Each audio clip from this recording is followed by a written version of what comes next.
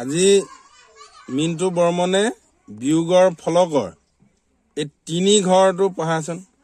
তিনি তিনি মিলি গ'ল থাকিল শূন্য, চাৰিৰ তিনি গ'ল থাকিল এক, পাঁচৰ তিনি গ'ল থাকিল দুই, ছয়ৰ তিনি গ'ল থাকিল তিনি, সাতৰ তিনি গ'ল থাকিল চাৰি, আঠৰ তিনি গ'ল থাকিল পাঁচ, নহৰ তিনি গ'ল থাকিল ছয়, দহৰ তিনি গ'ল থাকিল সাত, 11 তিনি গ'ল থাকিল 8, 12 তিনি গ'ল থাকিল 9। তাৰপৰা এই চাৰিটো মিলিলে নেকাটিবি। চাৰি ফলাটো মানাচোন।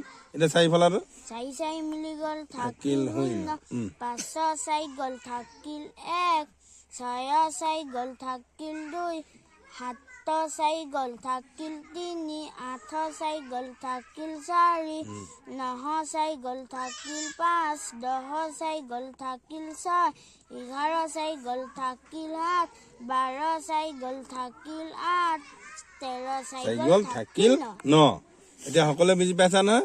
এতিয়া আমি বিয়োগৰ নেওতাখন আমি কেনেকে ধৰণে আমি এই বিয়োগৰ ফলকৰ জৰিয়তে আমি বিয়োগৰ নেওতাখন আমি কি কৰিব পাৰিম?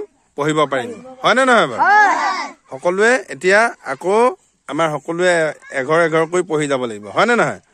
আকৌ আমি কি কৰিব পাৰিম? এতিয়া ইয়াতে যদি আছে 14ৰ 6 গ'ল থাকিল কিমান? হয় নে নহয় বাৰু? আমি 14 যদি চাওঁ, এতিয়া আমি 14 সংখ্যাটো প্ৰথমে ল'ম।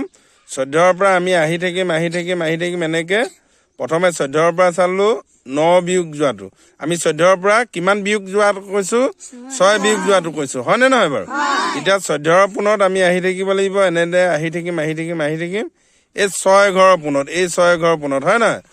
6 - 6 বিয়োগ 6ৰ পৰা 14ৰ 6 গ'ল বুলি কৈছে। হয় নহয়? মানে বিয়োগ 6ৰ পৰা এইটো পুনত আহিলো, এই ইয়াত পালো।